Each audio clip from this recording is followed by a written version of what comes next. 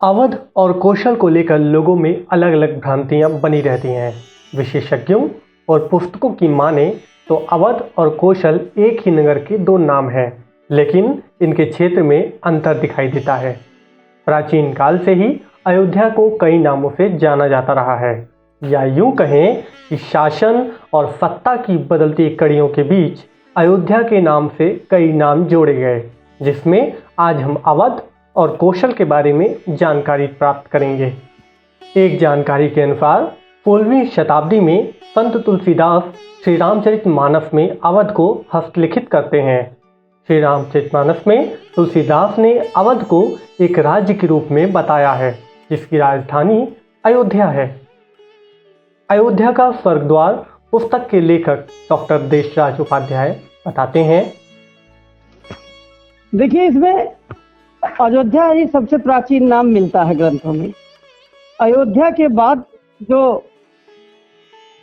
नया शब्द मिलता है वो कौशल शब्द है। कौशल एक प्रांत का भौगोलिक नाम है, यानी एक प्रांत का प्रतिनिधित्व करता हुआ शब्द है, जबकि अयोध्या कौशल की राजधानी के रूप में हम देखते हैं। इसी अयोध्या शब्द से अयोध शब्द हुआ। अयोध से धीरे धीरे उसको अवध कहा जाने लगा।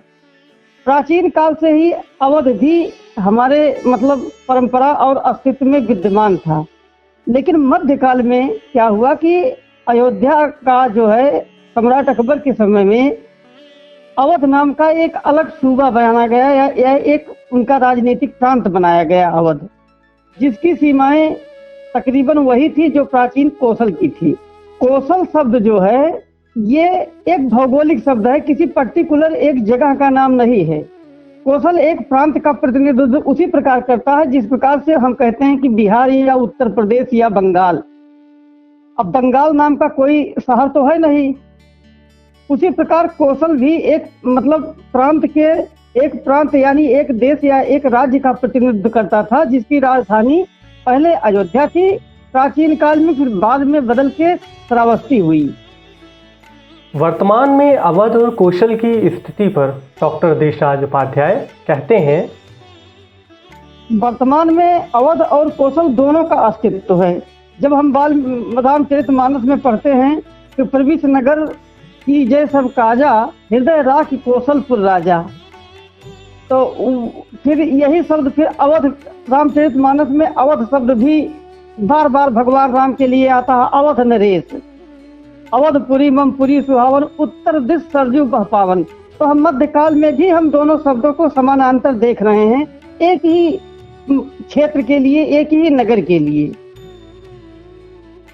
अब बात यह होती है कि कब कौशल कहा गया, तो कौशल शब्द के विषय में ग्रंथों में तमाम बातें लिखी गई हैं, लेकिन सबसे जो इस पे काम किए हैं E.F.E. परजिटर नाम के एक बहुत बड़े विद्वान हुए थे। उनकी एक ग्रंथ है एंशिएंट हिस्टोरिकल ट्रेडिशन। उसमें उन्होंने कौशल शब्द के उत्पत्ति के विषय में जो है जातक कथाओं से लेकर के जो है विवेचना की है।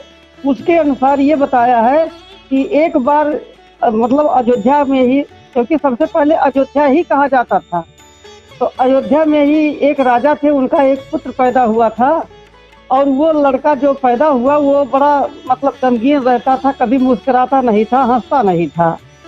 तो उसमें राजा ने पूरी व्यवस्था की, जितने भी संगीत की, नाट्य की, तमाम देश में जितनी देश विदेश में जितनी भी मंडलियां थी सबको बुलाए, लेकिन कभी वो बालक हंसा नहीं।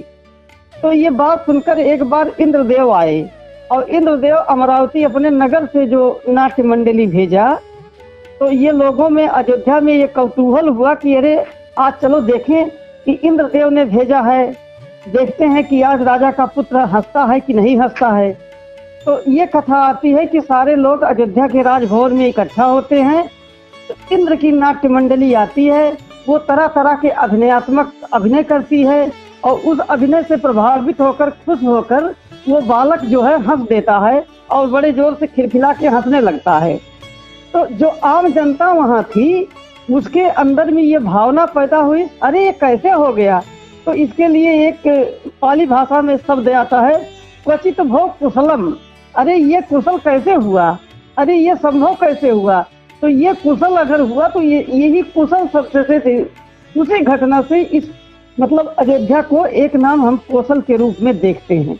यही एक जो है ऐतिहासिक प्रमाण। और वो राजा जो है दिलीप, राजा दिलीप के विषय में राजा वो कैथी पर्जिटर जो विद्वान हैं, अपने ग्रंथों के माध्यम से ये जिस राजा के साथ ये घटना घटी होती है वो राजा दिलीप को कहते हैं। और राजा दिलीप जो थे भगवान राम के पिता थे दशरथ, दशरथ के पिता थे अज, अज के पिता थे दिलीप, ऐसा माना जाता है। अवध और कौशल की ऐतिहासिकता पर भी जल्द आपसे चर्चा होगी। धन्यवाद।